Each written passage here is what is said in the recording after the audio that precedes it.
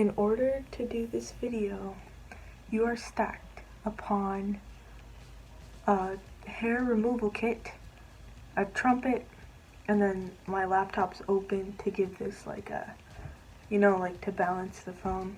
I told myself that I would film a YouTube video after I cleaned my room, and my room has been clean since yesterday. So today's the day. The lighting is gone because it's nighttime, but I put up fairy lights.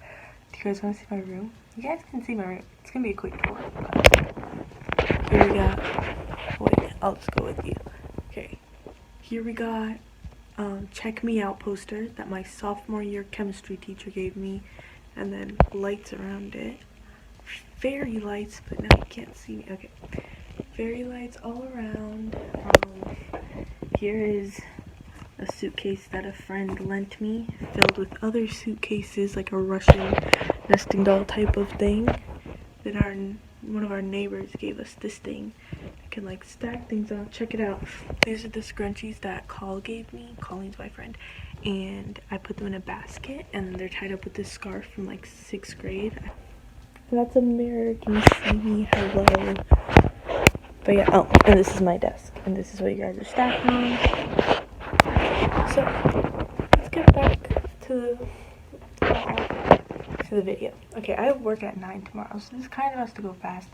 I might not post it. I've been recording a lot and then being like, yeah, I'm not posting this, but it's kind of cool to have the memory. Like, I'll look back on this when I'm like 40 and I'll be like, oh my gosh, I remember when I was in my room recording fairy lights with messy hair. My original plan was to get on here and look totally different. I was gonna do a video without my glasses, but I look the same without my glasses. So we're doing this, and it's okay. It's okay to look exactly the same for the entirety of your life. Today I told somebody my age. I said that I was 20, and they were like 13. It was one of my spam comments where I'm like, please subscribe to my channel. I did a video about this. So they were like, oh, I'm 13. How old are you? And I was like, oh, I'm 20. And then they were like, oh, you look like way younger than 20. I thought you were my age or like younger than me. Please tell me I look older than 13. I'm not saying that I have to look 20, but 13? I haven't been 13 in 7 years.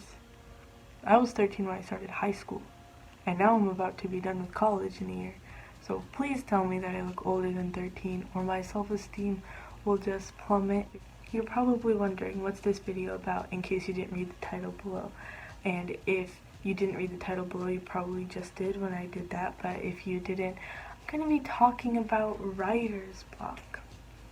Because this is kind of a writing channel. The whole reason I started my YouTube channel was because my mom's friend, my aunt I guess, was like, oh, I have a published book. And I was like, oh my gosh, that's so cool. I want to publish a book. And then she was like, well, they like to invest, like, before it used to be like publishing companies invested in like good books or like books that are good at commercial selling, which is still true for a lot of publishing companies. But she was like, that's why so many YouTubers get books and stuff, because now it's kind of about like making yourself like likable, and then that way they know if I put out a book, they're like, oh, well, she has blank subscribers, so we're good. Even if it's a horrible book, people will buy it. Though I hope that the book that I publish is not horrible. So I decided to do this, and I'm at 700 subscribers after a couple of years, and I'm pretty proud of it. I don't really expect to get many more, just because I barely post on here. Eugenia unsubscribed from me. She said I had to post, so the pressure's on, guys. I gotta post this.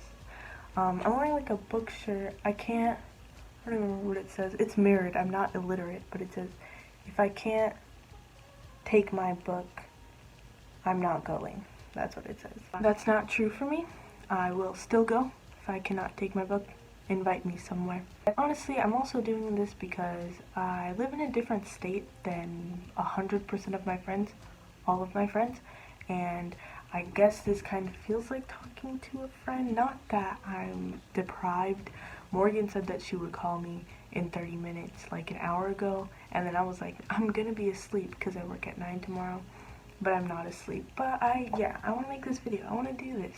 Even if I don't post it, I just want to get some words out there.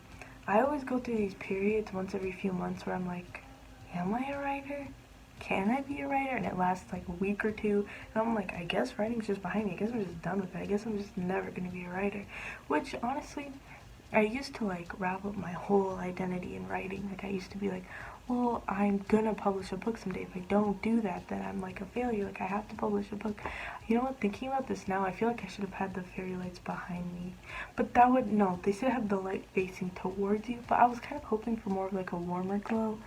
This is not a very warm glow, I don't think. I think it's just a normal light, not even a glow.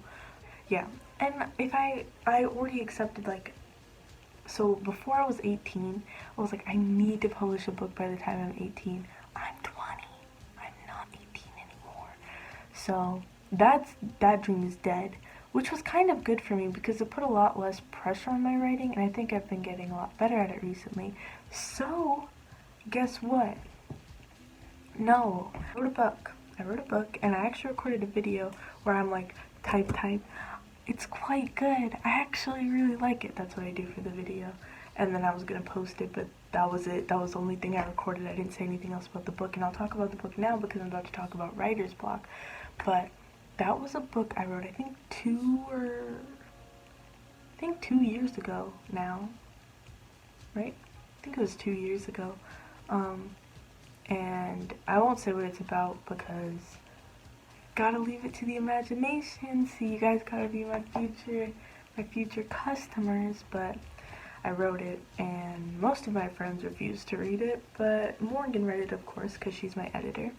And another friend had read it before, and I had gone through it and changed it a little bit, but I still, like, I was really writing that story for my enjoyment. Like, I did not plan on even giving it to Morgan because I was like, I don't see this book doing anything, but I like it a lot. Like I enjoyed writing it. I thought it was really fun, and I have like a lot of books that I think about a lot, and then I write little plans for it out, or write them down, or write down character ideas or whatever. And it's like the same 3 or 4 stories that are like cycling in my brain. But this one was just like, I literally sat down in front of a computer, no outline, which I don't recommend because I'll get to why I don't recommend that. Like no outline or anything.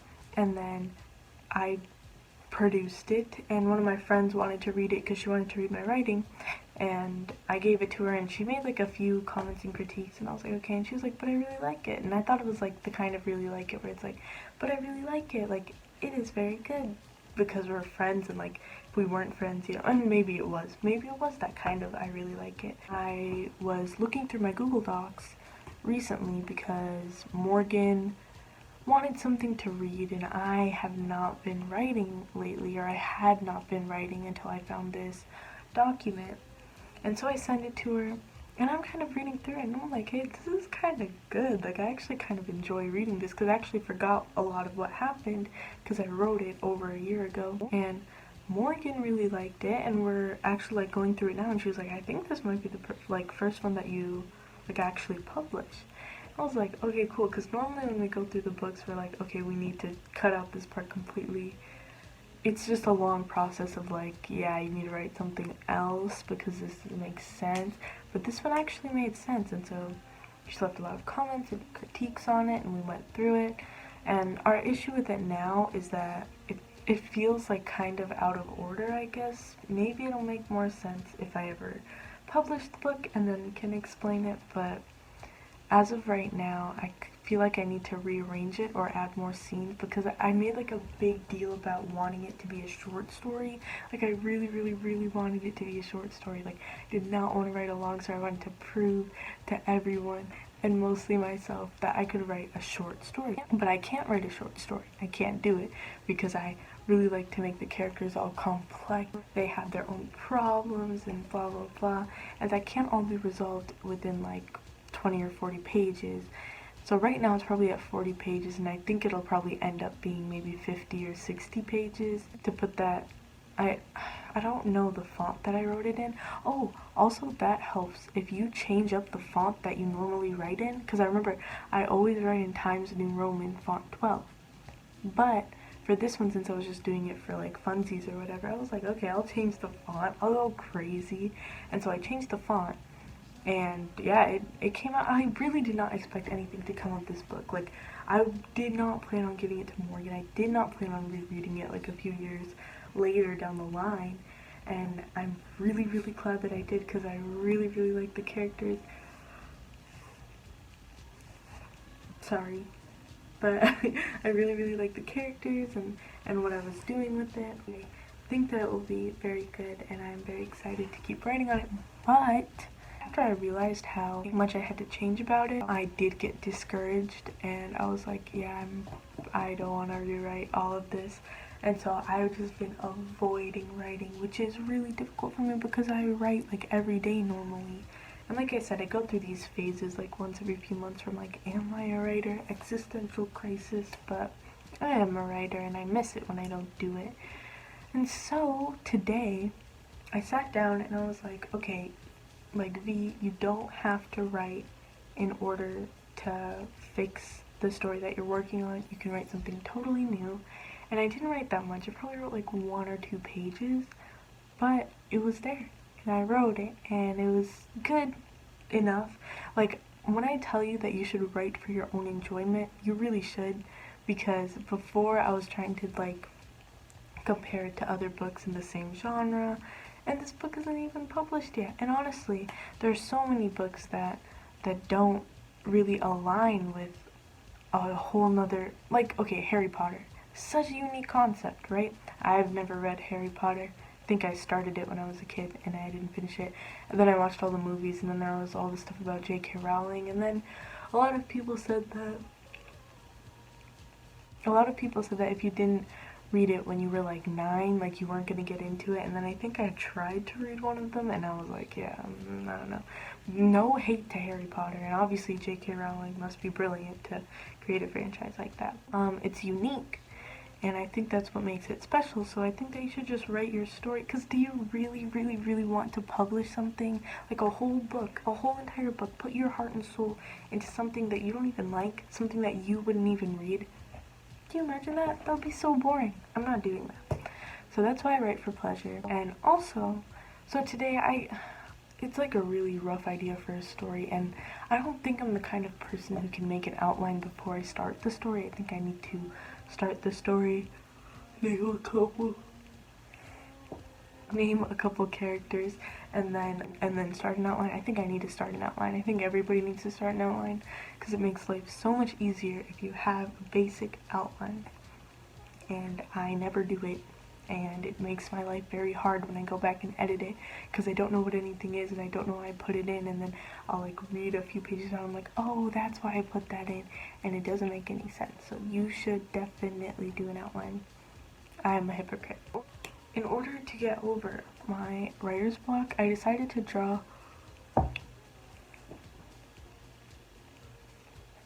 from real life experiences, and because my genre of choice is romance, and I have been limited to one relationship in the entirety of my life, I looked at other almosts that I had, and I thought that some of them might be like funny to tell. Like, I remember this happened, like, okay, I'm just gonna tell it. It's really not that big of a deal, and if he sees this, that would be great, because he could message me on GroupMe and clarify the situation. But I was working at our school's rec center last semester, and there's the control desk, and then there's like the membership desk, and she put me at the control desk because I worked one day all day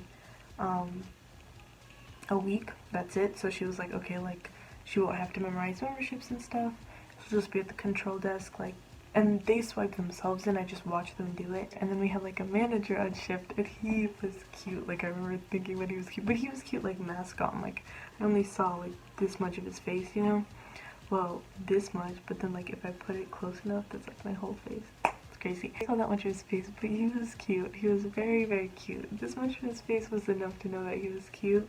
And so he would come over, and he was like a nice manager, and he would like come talk and stuff, and it was like my first or second day of working, and so he comes up to me and he's talking, and I'm like, oh my gosh, he's so cute. But I don't really expect him to like think anything of me because also he can only see this much of my face. He was just like a chill manager, so I thought that's why he talked to me.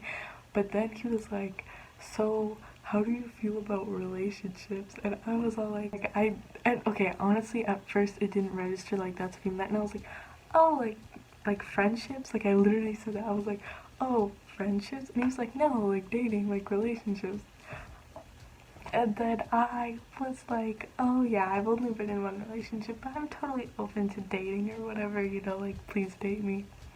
And I say, what about you? And he's like, yeah, I've only been in one relationship, but I'm an idiot. I'm a total idiot. And I started prying, and I'm like, oh, like, where's your girlfriend from? He's like, Thailand. Oh, like, how did you guys meet? But basically, during the conversation, somehow I convinced him that he should get back together with his ex. I'm like, well, I remember saying such stupid things. I was like, well, you know, like, you never know. I mean, if she's the only person to ever make you feel that way, like, sometimes there's just like wrong times but right people, and there's nothing to say like down the line. You wouldn't want to message her, and like and I convinced him, and he was like, maybe I should message her. Thank you. And he was cute. Like, okay, come on, I can't be crazy here, because why would he ask me about how I feel about relationships if he wasn't interested in at least this much of my face? But I blew it, because I always blow it. I'd see him without his mask later on, and I was like, okay, like, I guess it's okay. Like this part of his face was definitely the better part of his face, but this part of his face wasn't bad. Like, it was okay. So, cute rec manager, if you're watching this, and things didn't work out with your ex that I convinced you to try to hit on again, hit me up in the comments below. Writing that out, I didn't write that exact thing as a scene, but I took the general concept of it and wrote it. It was really fun. It was just an exercise though, because I think that's what really helps, like journaling and just trying to draw from real life so that there's some clarity in what you're writing. I think that helps you a lot. So far we have changing the font and writing about your embarrassing experiences. But I really don't know what I'm gonna do about this story that me and Morgan like. I don't know how I'm supposed to fix it. She was gonna call tonight. We always do this every single time. We're like, okay, call tonight, and like 3 weeks will go by, and then we'll be like, okay, like we actually have to go through this. Another experience that I drew from was freshman year, like of high school. Oh my gosh, I'm so old. I have to like specify, like if I'm like sophomore year, I have to be like of high school because I'm in college now. But freshman year of high school, I was very, very shy, and it was like the very beginning of the year. And no, it wasn't the very beginning. It was October. It was Halloween, and I was wearing like a Grease girl outfit, you know, like the movie Grease, like the musical Grease question mark. But no, it was like the pink top and like, or was it black and then pink? I think it was black and then pink. I had dropped my pencil, and there was this guy named Chris in my class, and I had dropped it on the ground, and instead of getting out of my chair and getting it, it was like one of those desks where it's like the chair is like attached to the desk, so I would have had to get up and go all the way around. Instead I was like reaching for it, and then, oh my gosh, I actually get butterflies thinking about it still. He comes up behind me, and he picks it up, and like he hands it to me, but he's like down on it. I wrote about it in my diary. He was down on like one knee when he handed it to me, just because that's the way, like he was like he picked it up and handed it to me. Like, he didn't mean to be on one knee. He was not trying to propose, but he was on one knee when he handed it to me, and I was like, oh my gosh. And for some reason, everybody in that class thought I was a genius. It was either because I was being racially profiled, because everybody thought I was smart automatically. I think it's the whole Indian thing, model minority myth, or because I was really quiet, and for some reason people correlate like quietness with intelligence. And he handed it to me, and then he was like, do you know what we're supposed to do for this part of like the problem, blah blah blah blah. And I was like, I think that you do this. And I'm sure I told him the wrong thing, and we didn't really talk, but I had a major crush on him. So Chris from my health class, I think we were like group B or something. Hope you're doing well. Hope you're doing well. I'll always remember how you handed that pencil to me. And because I write really nerdy characters, I just realized I just called myself a nerd, because if I'm basing what I write, which is about a nerdy character, on my real life, and I can draw this much from it, I'm a nerd. and that's something that I can accept. Okay, one more experience, one more that I'll tell you. This one's more recent. It's the middle experience. It is less recent than the super cute rec manager. Please hit me up if you're watching this and things didn't work out with your ex, which I hope things did work out with his ex because I remember how he talked about it. Maybe it's a good thing that he went to go talk to his ex again, because imagine if he got with me and he wasn't completely over his ex. If all it took was me saying, you should consider talking to your ex again. Well, I said more than that, but if that's all it took, he's probably not over her, so it's probably for the best. There was this guy I went to college with, my first college, which I transferred out of, and I did not like him. Like, we started off as like good friends, and I just did not like him because of my own issues. Basically, I was just really jealous that he had it a lot easier in class than I did. Not because he was like particularly smart or anything, but a lot easier for him to make friends. And it's not his fault. Like, he did not create misogyny or racism or male-dominated fields. I'm sure that he himself wasn't the embodiment of that, but it's a lot easier for him to get along in that field than me. And so I just didn't like him, and I'm sure it confused him, and I did apologize. Well, I didn't apologize. I wasn't mean to him, but basically, like, I would be in my friend group, and I would be like, oh, I hate this guy. And they'd be like, oh, like, why? What did he do? And I would be like, nothing. But, he did this, and it would be, like, the most normal thing. Like, I would be like, he thinks he can just say hey to me in the hallway or whatever. And he was actually a really nice guy. He was a really nice guy. And I wish him the best. But it was like, so engineering at that school was obviously intense. Engineering anywhere is intense, but that was like, I was in person that whole year and everything. So the libraries would be packed with engineers, and it was one night I was up with him, Eugenia. It was him, Eugenia, and me, and he was really, really nice. Like, he offered to walk me home and everything, and I said no because I didn't want his help. But we were talking about a math problem, and our teacher was not fun. It was a hard, our teacher was fun. I still email him, but the problems that he would assign were not fun. And so it was some problem we couldn't figure out, and then we ended up asking like our friend with Chegg or something, but he had already left. And so it was like, we would all go to the same dining hall most of the time, and so he was there at dinner, and he comes up to us, and he's like, oh guys, I figured out the problem, like, we do this. And then I'm like, I was so rude. I go, we already figured it out. And I immediately like felt bad because my friends were like, B, like, why are you B? And I was like, I'm sorry. And he does this thing, he goes like this, he's like an arrow shot him or something. And I just thought that was really sweet, and that was one of the moments where I was like, okay, this is a nice guy. Like, he didn't even get annoyed that I was like, oh, I already know how to do that. And I didn't mean to sound obnoxious with it, but yeah, I guess drawing from real life helps bring authenticity to what you're writing, and also inspiration, because sometimes it is hard to be inspired, and sometimes it feels like every story has already been told, but nobody has told it the way that you can. So even if it's already been told, it's never been told through your voice, through your unique voice. So write what you gotta write, people. In conclusion, at least if something embarrassing happens to you, you can always use the excuse of, this makes me a better writer. And I hope that I get to fix in this story soon, because I'm really proud of it, and I really would like to publish it. So I hope you guys liked my room tour, writing advice, embarrassing stories. I hope that I post this, because right now this seems like top quality other than my hair, but like I said, it's all about authenticity, guys. So if I don't show you all this, you're not getting the real me. And I don't think I'll ever do a video without my glasses, because then I can't see. What if the recording stops? I'll never know. What if an alien invades? I would not know, because I could not see. Okay, peace and love and peace. Bye.